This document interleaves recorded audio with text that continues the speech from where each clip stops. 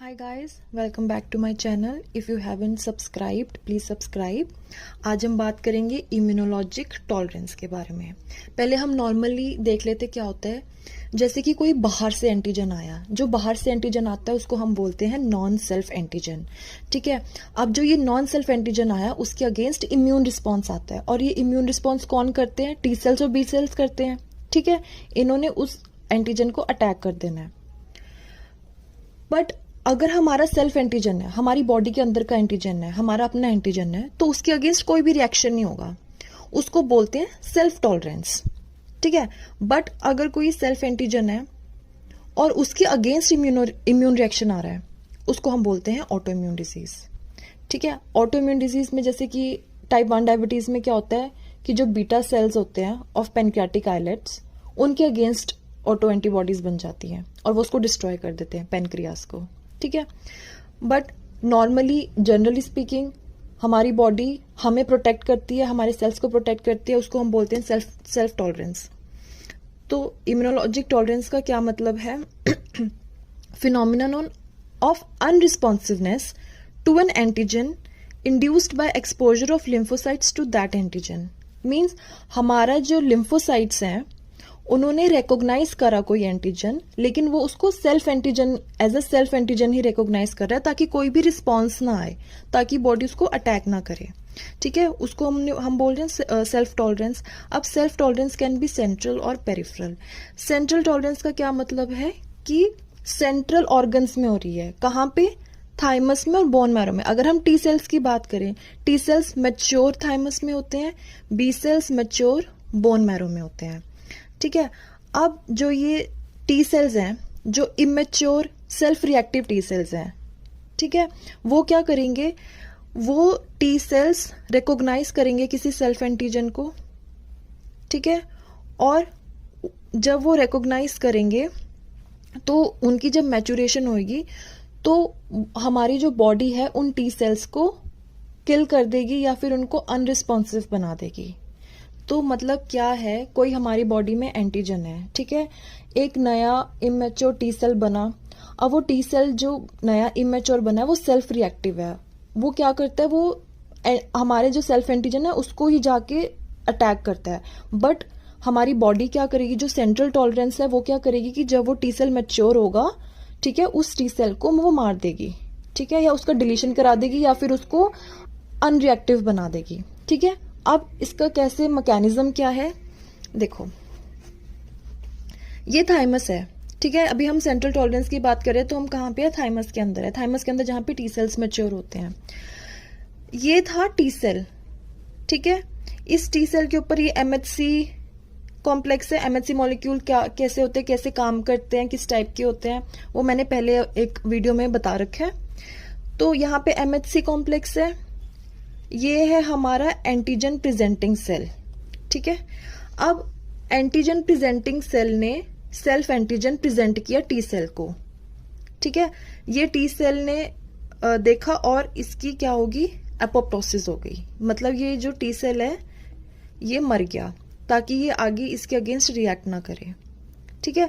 इसको हम बोलते हैं नेगेटिव सिलेक्शन या फिर क्लोनल डिलीशन। कई बार क्या होता है, ये टी सेल की एपोप्टोसिस होने की जगह वो रेगुलेटरी टी सेल बन जाता है। ठीक है। रेगुलेटरी टी सेल बन गया, या तो वो थाइमस के अंदर ही रहेगा या कई बार वो बाहर पेरिफेरल टिश्यू में चला जाता है। फिर अगर हम बोन मैरो की बात करें, बोन मैरो में ना 2 तरीकों से डिलीशन होती है। ठीक है। बोन मैरो में या तो क्या होगा, या तो नेगेटिव सिलेक्शन होगी। नेगेटिव सिलेक्शन का मैंने बताया कि कैसे होता है। एंटीजन प्रेजेंटिंग सेल होगा, बी सेल होगा। जो एंटीजन प्रेजेंटिंग सेल है वो सेल्फ एंटीजन को प्रेजेंट करेगा, और जो बी सेल है उसकी एपोप्टोसिस हो जाएगी। या फिर दूसरा तरीका होता है रिसेप्टर एडिटिंग। रिसेप्टर एडिटिंग का मतलब ये है कि जैसे ये बी सेल था, नॉर्मल इमेच्योर बी सेल था, इसके ऊपर ये रिसेप्टर था। ठीक है। That is B cell receptor. इसको हम बोलते हैं बी सेल रिसेप्टर। अब ये बी सेल रिसेप्टर में जो जीन है इसकी म्यूटेशन हो जाएगी, इसमें रीअरेंजमेंट्स हो जाएंगी। जेनेटिक रीअरेंजमेंट होने की वजह से ये जो रिसेप्टर है ये चेंज हो जाएगा। ठीक है। मतलब जैसे पहले ये जो सेल था वो सेल्फ एंटीजन को रिकॉग्नाइज कर रहा था, ठीक है। लेकिन अब इसमें जेनेटिक रीअरेंजमेंट होने की वजह से अब जो ये सेल्फ एंटीजन को रिकॉग्नाइज नहीं करेगा और उसको अटैक नहीं करेगा, ठीक है। सो एक होता है ये तरीका। फिर हम अगर बात करें पेरिफेरल टॉलरेंस के बारे में, अब जो पेरिफेरल टॉलरेंस है पेरिफेरल टिश्यूज में हो रही है, जैसे कि स्प्लीन और लिम्फ नोड में, ठीक है।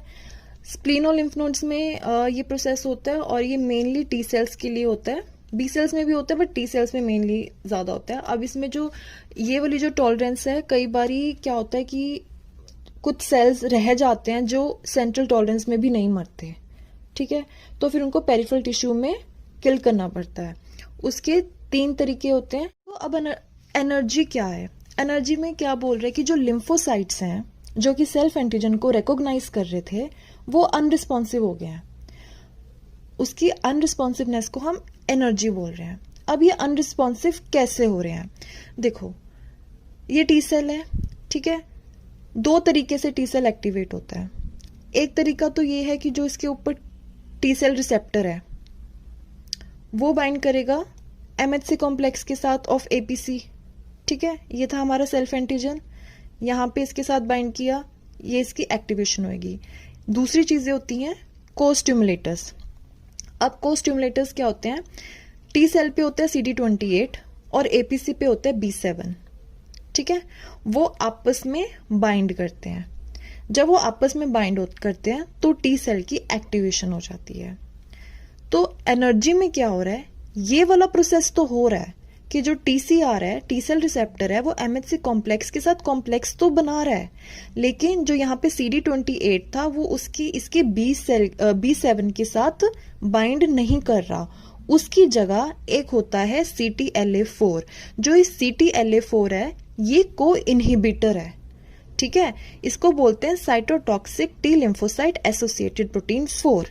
ये जो CTLA4 है ये B7 के साथ बाइंड कर रहा है, ठीक है, जिसकी वजह से इसकी एक्टिवेशन नहीं हो रही, जिसकी वजह से टी सेल अब क्या होगा, अनरिस्पॉन्सिव होगा और वो सेल्फ एंटीजन को के अगेंस्ट काम नहीं करेगा, ठीक है। ये होता है को इनहिबिटर। इसके अलावा एक PD1 भी होता है, ठीक है। तो जो ये CTLA4 हुआ, इसका बिल्कुल ऑपोजिट एक्शन होता है टू CD28, ठीक है, इसने ब्लॉक करा देना है, टी सेल एक्टिवेट नहीं होएगा, अनरिस्पॉन्सिव रह जाएगा और एनर्जी में चला जाएगा। तो इसमें क्या हो रहे हैं, एनर्जी में क्या मेन चीज हो रही है, there is blockage of costimulatory signal, ठीक है। फिर जो बी सेल्स हैं उनके साथ भी यही चीज हो रही है, वो भी ऐसे ही उनकी भी एनर्जी हो जाती है और वो भी अनरिस्पॉन्सिव हो जाते हैं। अब हम सेकंड कौन सा है, सुप्रेशन ऑफ रेगुलेटरी टी सेल्स। अब जो ये रेगुलेटरी टी सेल्स हैं, मैंने पहले बताया था सेंट्रल टॉलरेंस में, थाइमस में कुछ टी सेल्स की तो डिलीशन हो जाती है, कुछ टी सेल्स होते हैं जो कि बन जाते हैं regulatory T cells, mainly thymus में बनते हैं, कुछ पेरिफेरल टिश्यू में भी बनते हैं, ठीक है। अब जो ये टी सेल्स होते हैं ये CD4 टी सेल्स होते हैं और ये बहुत ज्यादा हाई लेवल में CD25, इंटरल्यूकिन 2 रिसेप्टर और FOXP3 को एक्सप्रेस करते हैं, ठीक है। तो जो अब इनका जो फंक्शन है, जैसे कि इंटरल्यूकिन 2 और FOXP3 का, they are required for development, ठीक है, ये होने चाहिए ताकि इनकी वजह से इनकी जो CD4 टी सेल्स है उनकी डेवलपमेंट और मेंटेनेंस होती रहे, ठीक है। तो ये एक रीजन है जिसकी वजह से CD4 जो टी सेल्स हैं वो उनकी मेंटेनेंस हो रही है। तो अगर इनके अंदर म्यूटेशन होगी तो इसके अंदर भी म्यूटेशन हो जाएगी, ठीक है। तो जैसे कि अगर FOXP3 के अंदर म्यूटेशन हो रही है तो उसकी वजह से भी सीवियर ऑटो इम्यूनिटी बनती है, ठीक है। उसको जो FOXP3 ऑटो इम्यूनिटी करवाता है उसको बोलते हैं आईपेक्स। आईपेक्स की फुल फॉर्म होती है इम्यून डिसरेगुलेशन पॉली एंडोक्रिनोपैथी, ई से एंटेरोपैथी और x stands for x linked, ठीक है। उसी तरीके से अगर इंटरल्यूकिन 2 की भी म्यूटेशन हो जाए तब भी ऑटो इम्यूनिटी हो जाती है, ठीक है, जैसे कि टाइप 1 डायबिटीज होती है, मल्टीपल स्क्लेरोसिस होता है। तो जो ये रेगुलेटरी टी सेल्स होते हैं ना, दे सुप्रेस इम्यून रिस्पॉन्स, ये सुप्रेस करते हैं इम्यून रिस्पॉन्स को। कैसे? By secreting immunosuppressive cytokines. ठीक है, तो जो ये रेगुलेटरी टी सेल्स है, इनका काम है कि इम्यून रिस्पॉन्स को सुप्रेस करना, जैसे ये बाय सिक्रेटिंग साइटोकाइंस, जैसे कि इंटरल्यूकिन 10 एंड TGF बीटा। ठीक है, ये जो साइटोकाइंस हैं, ये जो टी सेल होता है ना, उसकी एक्टिवेशन नहीं होने देते। तो जो ये टी सेल्स है, नॉट जस्ट भाई माइक्रोब्स या कोई बाहर से कोई चीज आ रही है, नॉट जस्ट उनके अगेंस्ट काम करते हैं, बट ये ना फीटस को भी प्रोटेक्ट करते हैं। जैसे कि आपको पता होगा कि जब फीटस होता है, उसमें मैटरनल जीन्स भी होते हैं, उसमें पैटर्नल जीन्स भी होते हैं। अब जो पैटर्नल जीन्स हैं, वो तो मदर की बॉडी के अंदर नॉन सेल्फ है ना, वो तो बाहर से आए हुए हैं। पैटर्नल तो बाहर से हैं, वो तो नॉन सेल्फ है। तो वो फीटस के अंदर जो है, तो उसके अगेंस्ट एंटीबॉडीज ना बने।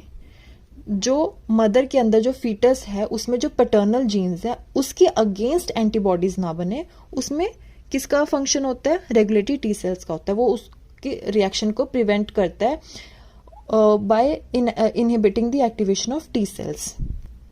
देन द थर्ड पॉइंट, तीसरा तरीका है डिलीशन बाय एपोप्टोसिस। नाउ, जो टी सेल्स सेल्फ एंटीजेंस को रिकॉग्नाइज करते हैं, वो रिकॉग्नाइज करने के बाद ना उनको कुछ सिग्नल्स मिलते हैं। वो सिग्नल्स उनकी डेथ करवाते हैं। अब ये सिग्नल्स दो तरीके के होते हैं।